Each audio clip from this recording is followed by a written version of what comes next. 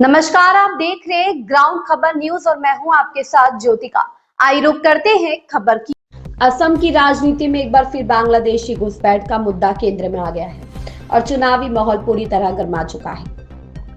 असम लंबे समय से अवैध घुसपैठ के मुद्दे से जूझता रहा है। बांग्लादेश से आए कथित अवैध प्रवासियों को लेकर यहां पहचान, संस्कृति और संसाधनों पर असर का सवाल उठता रहा है। यह मुद्दा नया नहीं है, लेकिन हर चुनाव में यह फिर से बड़ा राजनीतिक हथियार बन जाता है। भारतीय जनता पार्टी और केंद्रीय नेता राजनाथ सिंह समेत कई नेता लगातार कांग्रेस पर निशाना साधते रहे हैं। बीजेपी का आरोप है कि कांग्रेस ने अपने वोट बैंक को मजबूत करने के लिए घुसपैठियों को संरक्षण दिया।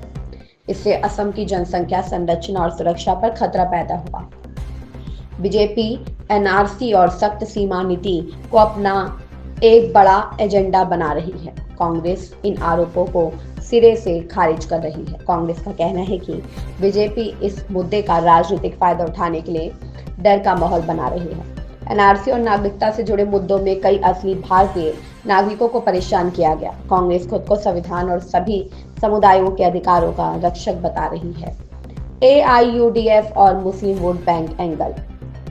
बदरुद्दीन अजमल की पार्टी एआईयूडीएफ भी इस चुनाव में अहम भूमिका निभा रही है। एआईयूडीएफ खुद को मुस्लिम समुदाय की आवाज बताती है। बीजेपी एआईयूडीएफ पर घुसपैठियों की राजनीति करने का आरोप लगाती है। वहीं एआईयूडीएफ कहती है कि बीजेपी और अन्य दल मुस्लिमों को टारगेट कर रहे हैं। कांग्रेस के लोगों को असम की कभी नहीं चिंता रही है। कांग्रेस के लोग असम में उन बांग्लादेशी घुसपैठियों को बताना चाहते हैं जिनसे इनका वोट बैंक बढ़े। बहनों भाई, वोट के लिए बांग्लादेशियों को लाकर यहां अवैध तरीके से बताया जा रहा है। मैं कांग्रेस के दोस्तों से पूछना चाहता हूं, क्या राजनीति केवल सरकार बनाने के लिए की जानी चाहिए? बहनों भाइयों, भारतीय जनता पार्टी का, एनडीए का मानना है राजनीति केवल सरकार बनाने के लिए नहीं की जानी चाहिए।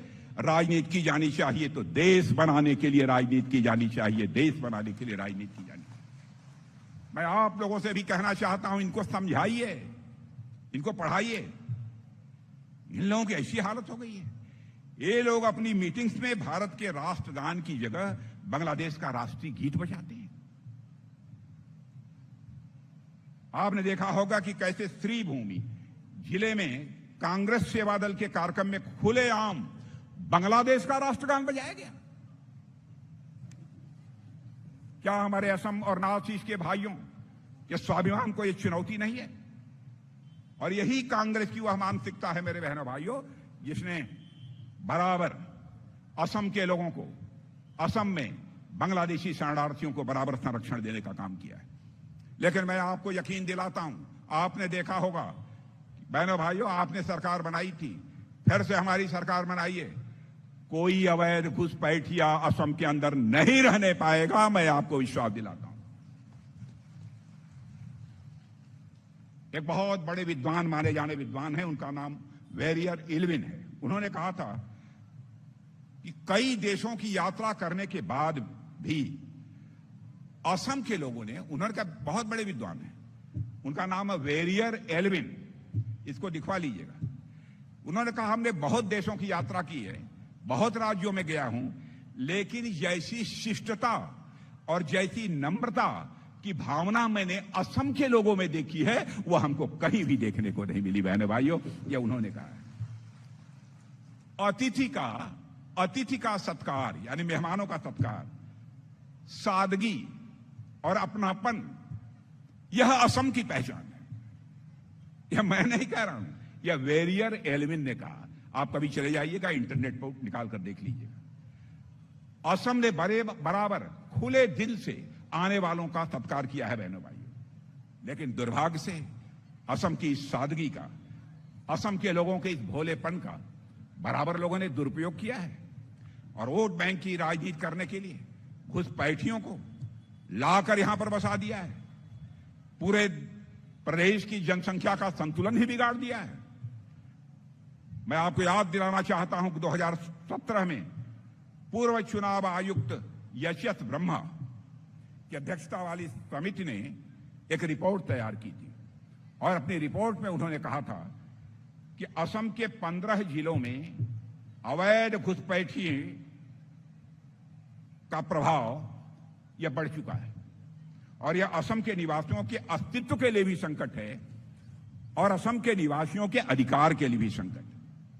यह बात उन्होंने कही थी। अब आप कल्पना कीजिए, जब किसी राज्य की जनसंख्या का संतुलन या डेमोक्रेसी बदल दी जाए तो स्वाभाविक है उसकी संस्कृति समाप्त हो जाएगी, उसकी जमीन चली जाएगी, उसकी पहचान समाप्त हो जाएगी। लेकिन जो कुछ भी यह लोग करते थे बहनों भाइयों, अपने वोट बैंक की राजनीति के लिए लोग करते थे और वोट बैंक की राजनीति के लिए इन्होंने अपनी सारी मर्यादा की सीमाएं तोड़ दी। यहां तक कि श्रीमंत शंकर देव जी का जन्म स्थान नौगांव भी बरसों तक घुसपैठियों के कब्जे में रहा। पता नहीं आप लोगों को मालूम है कि नहीं है, लेकिन मैं हेमंत विश्व शर्मा जी को मैं बधाई देना चाहता हूं, यहां के मुख्यमंत्री को। करिश्मा किया है, उन्हें आज असम में लाखों बीघा जमीन घुसपैठियों से उन्होंने मुक्त करा लिया है, उसे छुड़ा लिया है। जो जमीन कभी घुसपैठियों के कब्जे में थी, आज वह जमीन वापस ली है हमारी यहां की असम की सरकार ने। अब वहां विकास का काम तेजी के साथ हो रहा है, आप जाकर देख सकते हैं। श्रीमंत शंकर देव जी के जन्म स्थान को भी घुसपैठियों से मुक्त कराकर विश्वविख्यात श्रीमंत शंकर देव जी के स्थल के रूप में उसे विकसित किया गया है। यह हमारी सरकार ने किया है। और मेरे बहनों भाइयों, वह सब जो हुआ है भाजपा, एनडीए और हमारे डायनेमिक चीफ मिनिस्टर हेमंत विश्व शर्मा की कामों के कारण हुआ है। हेमंत विश्व शर्मा का नाम ही काफी है। मैं सोच रहा था हेमंत विश्व शर्मा के अंदर इतनी ताकत कैसे आ गई, तो मैं इस नतीजे पर पहुंचा। ह है, ब है, हेमंतों से ह, विश्व से ब, स से शर्मा। ह का मतलब हिम्मत, ब का मतलब विश्वास और विकास और स का मतलब सुरक्षा। यह तीनों जो कर सके उसी का नाम हेमंत विश्व शर्मा। इस खबर में बस इतना ही। बने रहिए ग्राउंड खबर न्यूज के साथ।